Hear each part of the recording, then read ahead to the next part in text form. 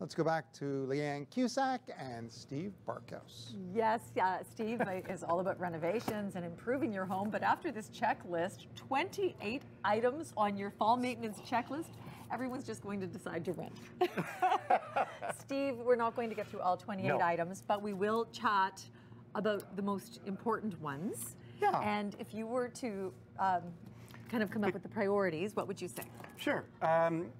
I brought along some antifreeze, so anybody that has outdoor plumbing, cabanas or washrooms outside or a shower, make sure that you blow those out and put the antifreeze into the lines, into the sinks, make sure they don't freeze.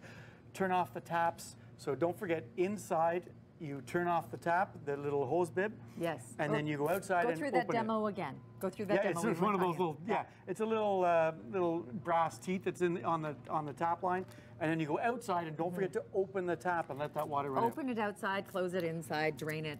You're good Perfect. to go. All set to go. Get the hoses off. Make sure the grade is away from the home. While you're out there, you're going to want to make sure you pick up all the leaves out of the eaves trough.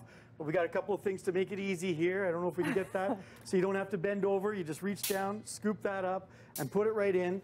And if you're anything like me, I find the kids don't help as much as they should. Oh. So I have no one to hold the bag open for me. So this is a wonderful little product that makes it easy to get the leaves in instead of fighting with. It's called the Luster Leaf and Lawn Shoot. And where did you get that? At Home Hardware. At Home Hardware. Yeah, okay. our friends at Home Hardware. Now, you've brought along sort of a few retro aspects that are still very helpful. Remember those air deflectors that we had when we were kids?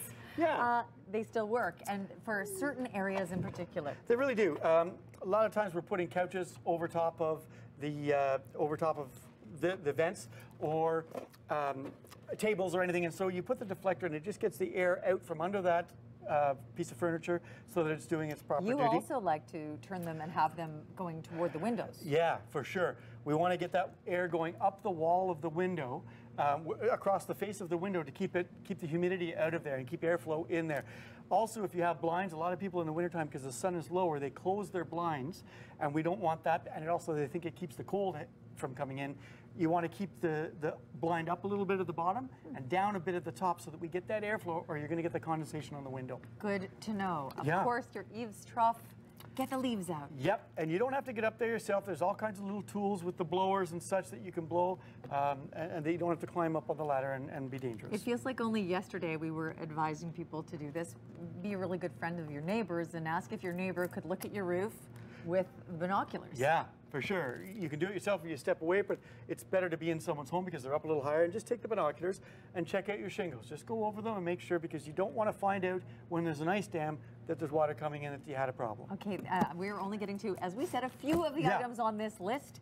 Other priorities? I guess danger, we want safety first. So check your smoke detectors. Every smoke detector comes with a best before date. You want to make sure that they are checked. We had the fire department visit us the other day to come in and check our smoke detectors, because they're usually good for 10 years. So make sure, even if they're hardwired, you have to replace them. And do you have a carbon monoxide detector as well? Yeah, we do for sure.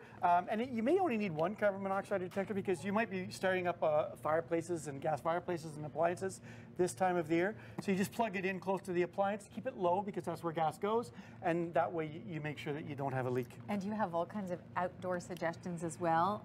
When would you use the shrub cover? We had Carson Arthur on the show a couple of weeks ago, and he said that these help your greenery in a big way. What's your they really do. Well, Carson knows more than I on those things, but for sure, pop that down. They're easy to put down. There's stakes to hold them down.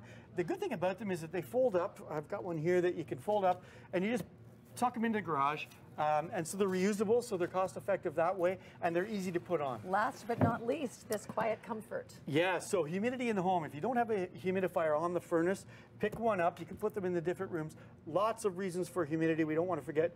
We want to have the same humidity in the home during the winter as in the summer, which is hard to do because we have humid summers. So the humidifier will keep it, all your wood furniture, all your wood floors, it will keep them from cracking and separating. Your drywall. Your drywall, everyone's felt that skin. the dry throat, the dry nose. The humidity saves all of that. Your skin for sure, and it's just more comfortable in the home. Thank you for the primer. Okay. And we're leading you to Steve's website, where the checklist is under Tips and Tools. Tips and tools. Thanks, Steve. Michael?